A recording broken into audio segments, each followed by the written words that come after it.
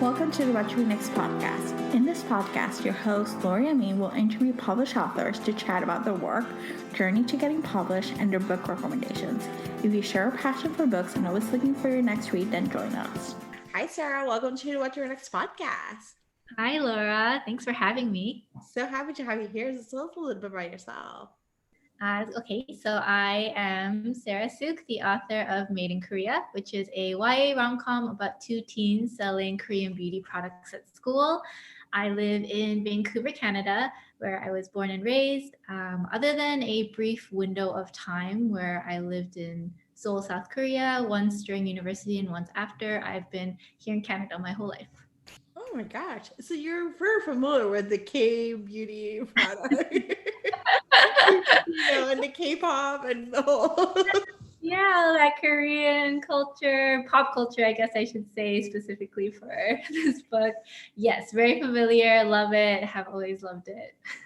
So talk to us about the whole, because I think it's a whole brand new world. Like, I'm familiar because I was in New York and I went to Koreatown, and like I did enjoy some face masks, but I'm not as like fiend as these high schoolers who are like buying them like it's like in contraband, So talk to us about that whole culture and like the whole world of Korean beauty, K-beauty and K-pop and Yeah, it's definitely a huge culture for sure. I remember living in Korea and going shopping, and there would just be like blocks and blocks of makeup stores, and it's such a huge, I don't even know if this is the right word, but movement, I want to say, like this whole movement.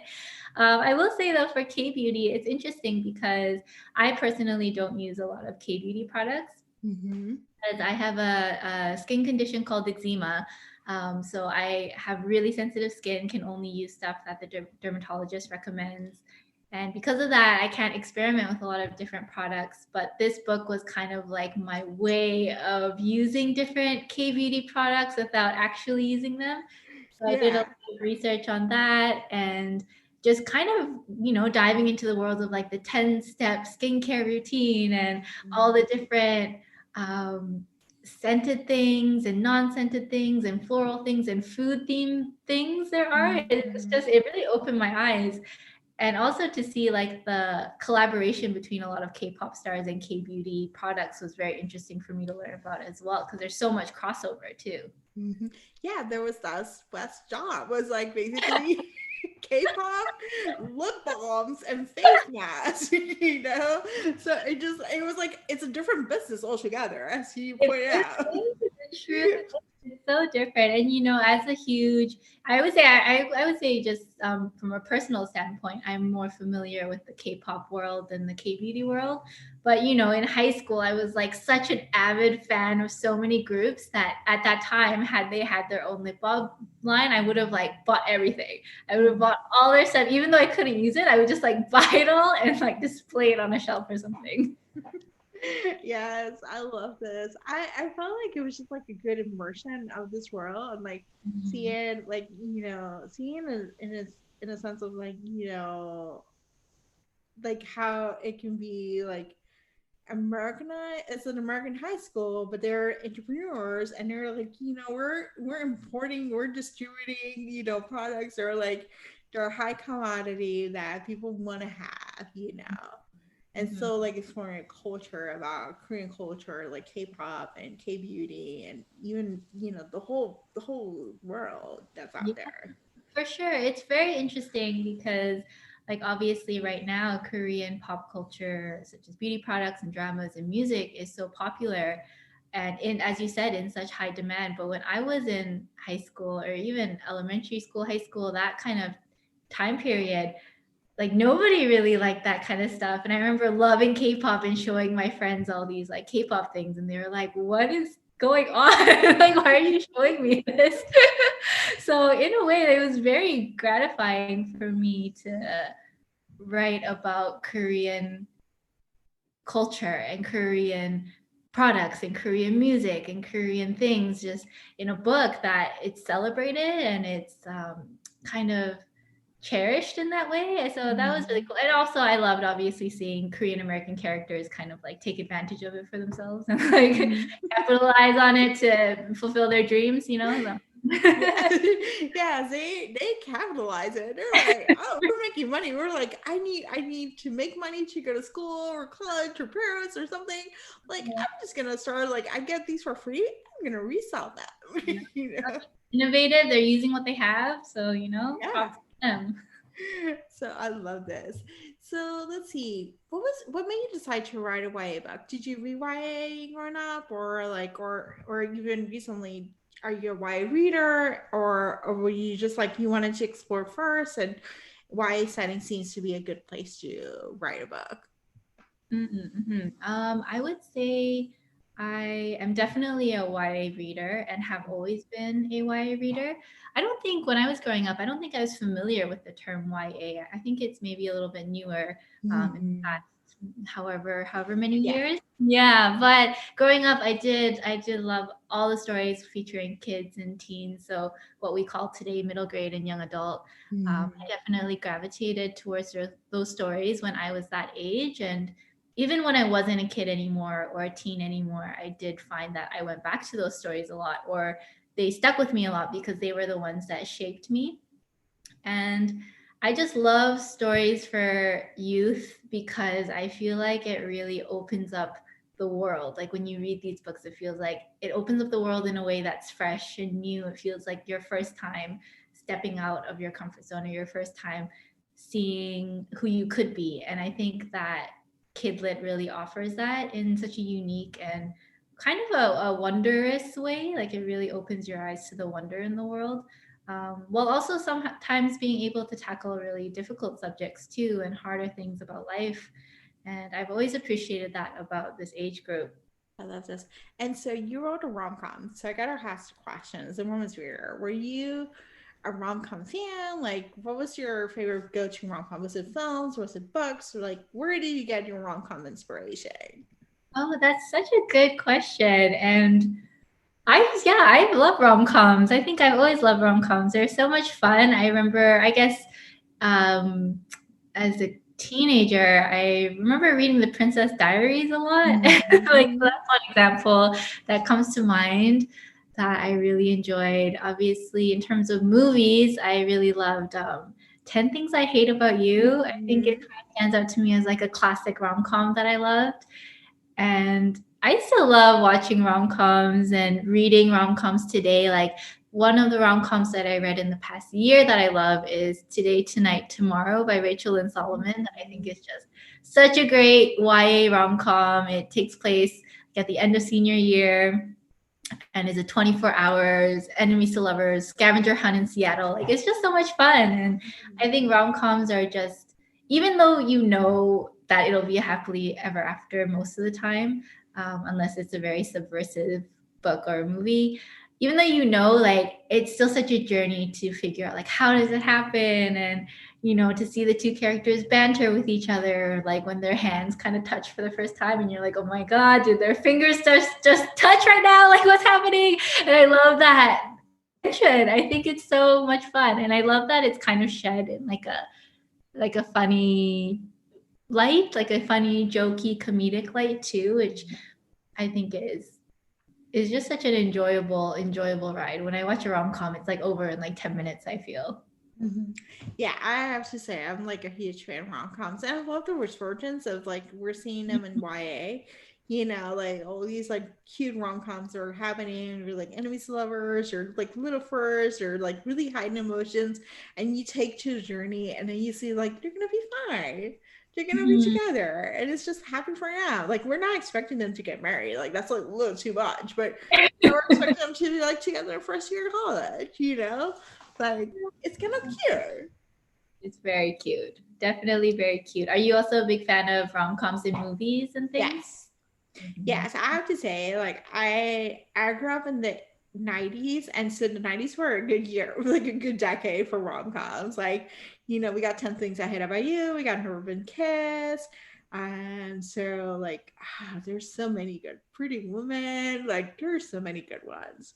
So and there's some good ones that are coming up, and Netflix has been doing a good job of putting rom-coms, you Yes. know, in the open. So I'm like grateful for Netflix, but I'm like, I wish we had like, regular movies I can go to see. Although I wouldn't go to a movie now, but in the future, I will let you go Yes, see a big screen movie, and it'll be a rom-com.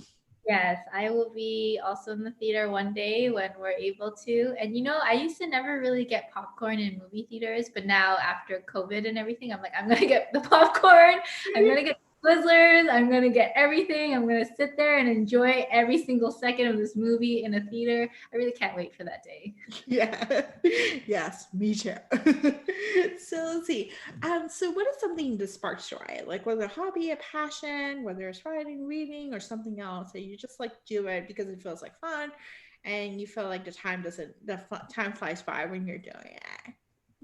Yeah. I mean, obviously, writing and reading are both very strong passions of mine. But outside of that, I also really enjoy photography. Mm. Yeah, I love taking photos. I especially love film photography. And that started for me in high school when I took a film photography class. So I learned how to use the dark room. So we all got like a stack of photo paper, and we got to develop the rolls of film ourselves and go into the dark room and make our prints and drop them into the developer and see the image like slowly appear. So that was a lot of fun. I had such a great time in that class, and I haven't been able to find a darkroom that I can use since then.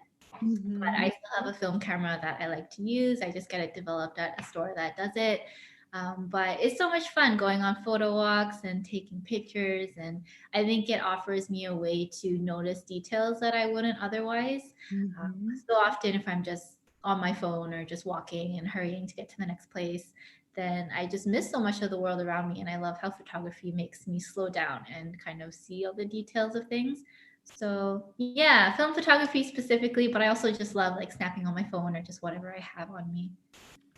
I love this. I think film photography can be kind of like a surprise. Like I just remember getting those disposable cameras and taking them in college and taking a bunch of pictures and then like dropping them off and be like surprised at like what comes up because you don't remember. You're not like this instant gratification. Like what did you just do? And you have like all these pictures. You're like, oh, I did not realize I took a picture of so and so, or oh my gosh, this is like another picture that I didn't realize I had. Yeah, definitely. I love that part of film photography just because like you have to finish the whole roll before you get it developed. And it's such a surprise sometimes because if you don't take it every day, then sometimes you have photos from like months back and then you look back on it and you're like, oh my gosh, I forgot that happened. I forgot that I took a photo of that. And it's like almost like a little mini time capsule in your camera. So I really love it. It's such a surprise. Also, sometimes disappointing when a photo that you're really excited about like doesn't turn out at all and you're like, oh, that was very disappointing, but at least I have it in my mind as a memory. Yeah. Oh my gosh. Yeah, that's true. I love this. Oh my gosh. And so I take you're good with Instagram, like taking pictures or I do love Instagram. I like how it offers a platform to share photos and also to connect with people like globally, which is really cool. So Mhm. yes, I do love Instagram. Probably spend way too much time on it though. Same here. Same here. It's it's one of those things. I'm like, but I like all the pretty pictures. So I feel you. So what has been the process of writing in the pandemic? Has it been easier, harder, or just basically nothing has changed? Or Mm. everything has changed and you're like, oh my gosh, I'm ready for this to be over. Oh, nothing has changed and everything has changed is such a good way to put it for me Mhm. in a way. Yeah, I think that in the nothing has changed side of things, my work has not been affected at all, so I can still write from home, and that's great. I have a few other side jobs that I do as well, but they're all online, so that's great too. So in terms of that, I'm very thankful that my job hasn't been affected and that my home can accommodate me doing all this work. So, in that sense, nothing has changed, and I'm very grateful for that. In terms of the everything has changed, obviously, globally, everything has changed. And Mhm. it is such a mental battle every day, it feels like almost, depending on the day. Like, there's good days and bad days, it feels. But I will say for myself, it is a mental battle sometimes to just sit down and write and to engage creatively in that way all the time when so much is going on outside and globally. And yeah, and like quite grim news all the time, like every time you turn on the news. So that I think has been hard to focus more so than in previous years for myself personally.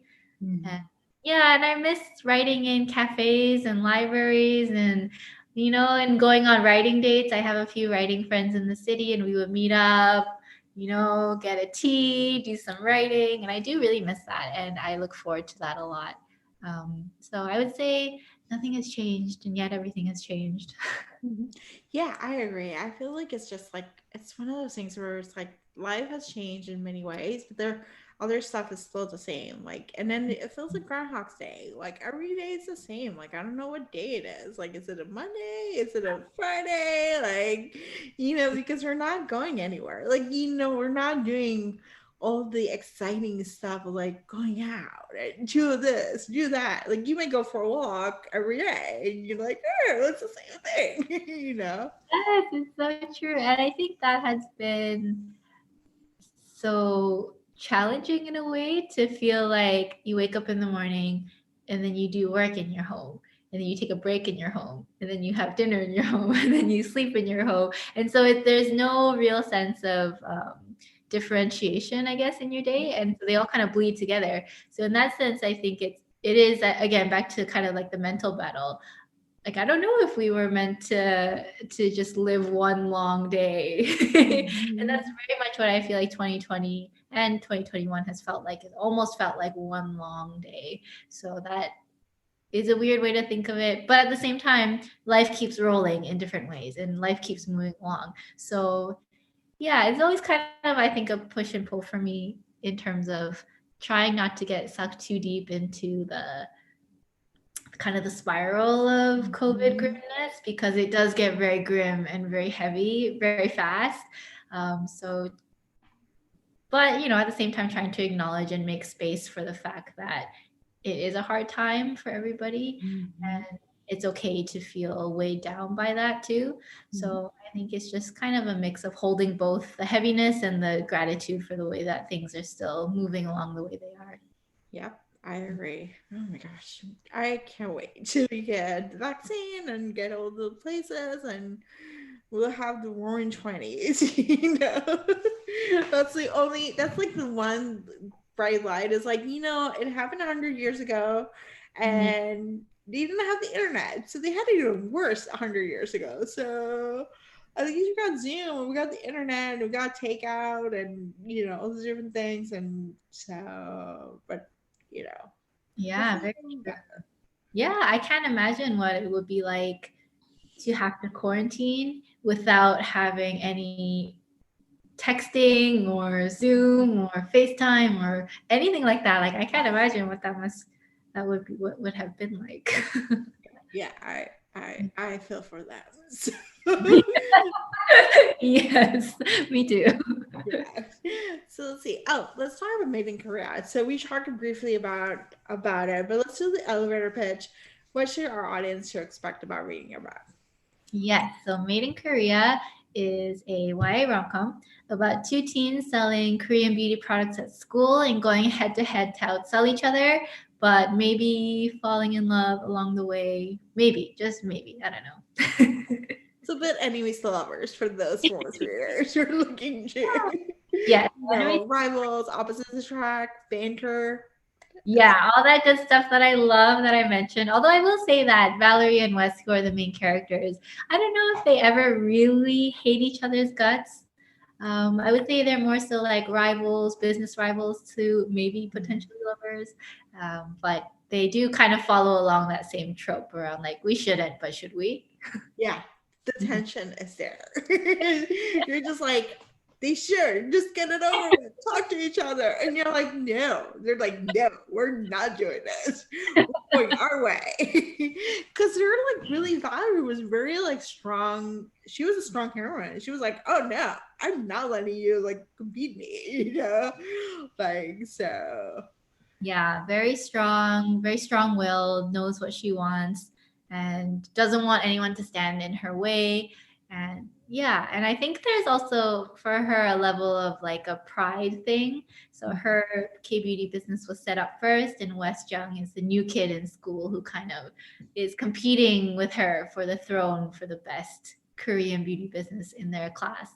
Um, so there is probably a sense of pride there, like, excuse me, that's my throne. Don't touch it. Don't touch that crown. That's mine. So she's, she knows what she wants, and she's there to protect it. Yes, she does. So I love this. So everyone should pick up the book and read it and enjoy it and enjoy some Shark Tank, competitions as well as like some good rivals to lovers, romance. Yes, definitely. Definitely pick it up if you like that kind of thing. Yeah. So what are you working next?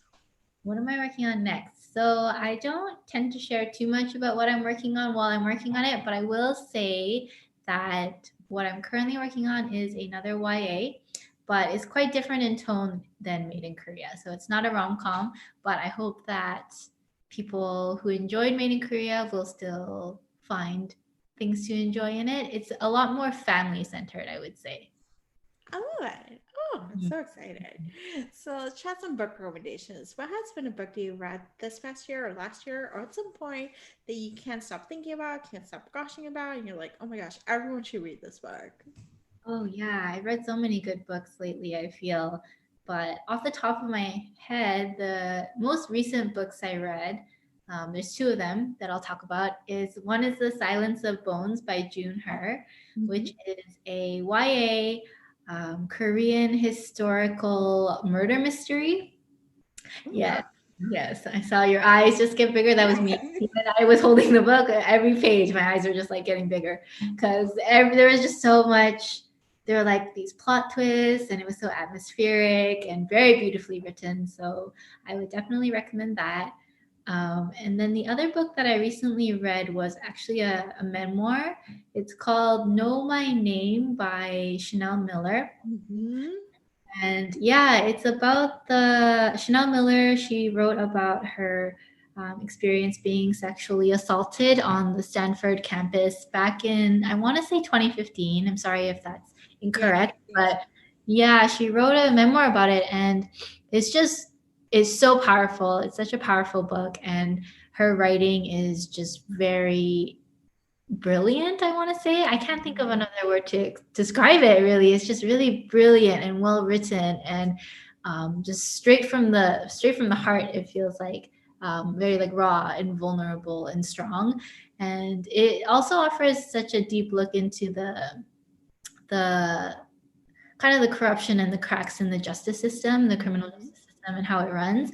So obviously it's a lot of heavy material because it deals with sexual assault. So it could be, that's a kind of like a content warning for some, but for those who are able to pick that up or want to pick it up, I would really recommend that one. It's a very powerful book. I love this. And you should follow her on Instagram. She does like the best, like, and suppose like little doodles, and like they're really touching and they're really timely, where we are. Yes, yes. I just started following her after I finished the book, actually, and it's just like she's so like poignant. And yeah, she's so like the way that she sees the world and interprets it into her writing and her drawings, I think will resonate with so many people. Yes, I love this. So tell us where we can find you online. So online, my website is sarahsuk.com. And then on Instagram and Twitter, I'm at Sarah Suk, which is spelled SARAHAELISUK. So you can find me there, drop me a comment, leave me a message, and we can send each other emojis. I love this, Sarah. Thank you so much for being on the show. Thank you so much for having me. If you enjoyed this podcast, feel free to share with friends, subscribe, rate, and review the show. This is the easiest way to support the podcast. For book recommendations, author interview archives, and other fun book resources and tips, please visit WatchReNextBlog.com.